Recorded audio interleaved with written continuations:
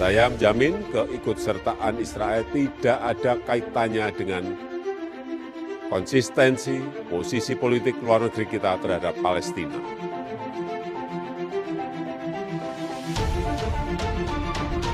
Karena dukungan kita kepada Palestina selalu kokoh dan kuat. Dan dalam urusan Piala Dunia U20 ini, kita sependapat dengan Duta Besar Palestina untuk Indonesia bahwa FIFA memiliki aturan yang harus ditaati anggotanya. Jadi, jangan mencampur adukkan urusan olahraga dan urusan politik.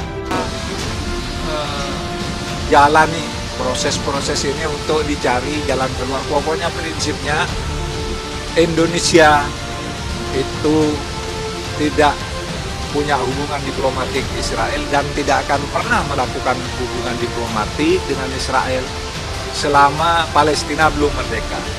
Itu adalah pernyataan Bung Karno di PBB, di KAA, lalu Bung Karno membuat Janivo sendiri karena melawan imperialisme. Bagi Bung Karno, Israel itu imperialis, gitu. Nah, kita juga ingin di dunia internasional itu bergaul dengan baik dan melihat olahraga itu salah satu cara kita masuk ke dunia internasional dengan baik.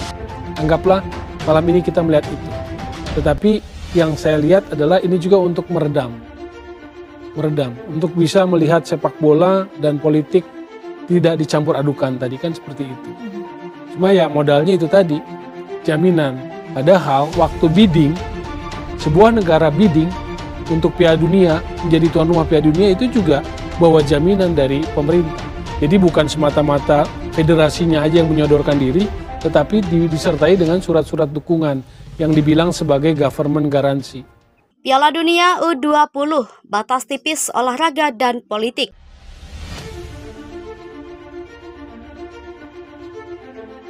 Idealnya olahraga dan politik berada di dua ranah yang terpisah. Namun, faktanya keduanya bergumulan tak karuan, saling bergantung dan saling diuntungkan. Indonesia baru saja menerima pelajaran pahit soal ini. Presiden Joko Widodo meminta dengan tegas adanya pemisahan antara olahraga dan politik. Pidato itu disampaikan Jokowi pada 28 Maret 2023, 3 hari sebelum menerima surat pembatalan sebagai tuan rumah Piala Dunia U20.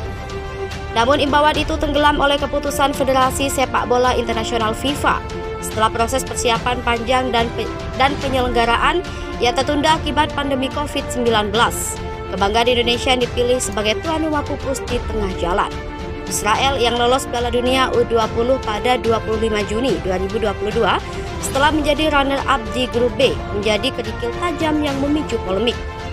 Sebagian pihak menolak kedatangan kehadiran tim Israel, termasuk Partai Demokrasi Indonesia Perjuangan, Partai Keadilan Sejahtera, Gubernur Bali Iwayan Koster, dan Gubernur Jawa Tengah Ganjar Pranowo, yang keduanya akan menjadi tuan rumah dan berbagai elemen organisasi Islam. Namun harus diakui mayoritas elemen masyarakat bisa menerima kehadiran tim Israel, lantaran semangat memisahkan isu olahraga dari urusan politik. Sejarah sepak bola politik. Indonesia memiliki sejarah panjang terkait hubungan olahraga dan politik. Karena itu, apa yang disampaikan Jokowi soal memisahkan olahraga dan politik nampaknya akan sulit terwujud dalam waktu dekat. Politisasi sepak bola dilakukan Hindia Belanda dengan mendirikan Netherlands Indiske Voetbalbond. Kelompok Tionghoa meresponnya dengan mendirikan Komit Kampioen Strident Tionghoa. Sementara kelompok pribumi bergabung dalam organisasi kepemudaan berdasar daerah asal seperti Jong Ambon, Jong Sumatera, dan Jong Java. Kelompok terakhir ini menjadi akar lahirnya Persatuan Sepak Bola Seluruh Dunia, seluruh Indonesia pada 1930. Namun sejak era kemerdekaan itu, klub dan organisasi sepak bola tidak pernah betul-betul steril dari politik. Bahkan Erick Thohir yang kini menjadi Ketua Umum PSSI, selain menjadi Menteri BUMN, juga digadang-gadang akan maju dalam kontestasi di 2024. Namun, Mukijab menilai dalam kasus Piala Dunia U20, terdapat anomali perilaku pejabat negara maupun politisi yang menyuarakan penolakan terhadap kehadiran Israel. Dia menilai para politisi ini tidak Dia menilai para politisi ini tidak memahami konstelasi. Dia menilai para politisi ini tidak memahami konstelasi sepak bola dunia, tetapi memaksakan diri berpendapat. Di tingkat lokal, pejabat publik berbicara tentang event sepak bola akan diterima. Namun bagi FIFA, perilaku ini dinilai sebagai intervensi. Status FIFA lanjut mukijab pada pasal 5 ayat 4 menyatakan bahwa sepak bola tidak boleh ada intervensi dan pesan politik, jargon, dan provokasi politik. Intervensi pemerintah. Salah satu momen paling terlihat adalah ketika Gubernur Bali Iwayan Koster menolak kehadiran tim Israel ketika drawing atau pembagian grup peserta akan dilakukan. Tindakan ini tentu menjadi intervensi luar biasa dari pihak di luar sepak bola, khususnya politisi, terkait proses penyelenggaraan Piala Dunia U20. Apalagi, PDIP sebagai partai pendukung utama pemerintah ternyata justru bersikap serupa. Ketua Umum PSSI Erick Thohir setelah bertemu Presiden Jokowi Jumat 31 Maret mengaku intervensi menjadi persoalan bagi FIFA. Melihat kasus ini, Dr. Mukijab meminta pejabat dan politisi belajar fatsun atau etika politik. Pelajaran kedua, kata Mukijab, pejabat dan politisi juga harus sadar diri bahwa politisasi sepak bola untuk keuntungan elektabilitas politik bisa menjadi bumerang. Pelajaran pahit dari FIFA. Dosen dan peneliti sepak bola dari Universitas Muhammadiyah Yogyakarta, Dr. Filosa Gita Sukmono, mengakui gagalnya Indonesia menjadi tuan rumah Piala Dunia U20 adalah pelajaran berat. Momentum ini seharusnya menjadi kesadaran bahwa mengaitkan olahraga, khususnya sepak bola dengan politik, memiliki resiko besar. Gita yang juga turut mengelola sebuah klub sepak bola di Yogyakarta mencatat sejarah panjang terkait isu sepak bola dan politik di Indonesia. Di era perserikatan yang berlangsung sebelum tahun 90-an, sepak bola Indonesia identik dengan politik, di mana klub dipimpin oleh kepala daerah atau politisi. Sepak bola adalah kendaraan politik.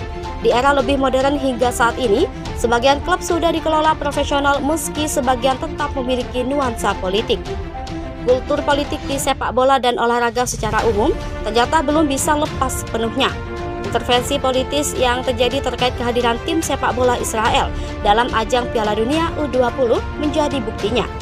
FIFA rupanya tidak bisa menerima masuknya politik dalam urusan-urusan terkait bola. Dicabutnya status Indonesia sebagai tuan rumah adalah penegasan sikap FIFA terkait ini. Pemerintah, kata Gita, memiliki ruang sendiri dalam pembinaan olahraga, misalnya terkait infrastruktur pendukung. Dalam penyelenggaraan Piala Dunia U20 ini, peran itu juga terlihat misalnya dalam penyediaan stadion. Namun pada proses penyelenggaraannya sendiri, pemerintah dan unsur politik satu negara harusnya bisa mengambil jarak. Perdebatan politik. Di parlemen, perdebatan soal politik dan olahraga, khususnya sepak bola, sama serunya dengan pertandingan sepak bola di lapangan hijau. Anggota DPR Komisi 10 dari PDIP Andreas Hugo Pareira dalam pertemuan dengan PLT Menteri Pemuda dan Olahraga Profesor Muhajir Effendi Selasa 28 Maret tegas menyebut olahraga terkait erat dengan politik.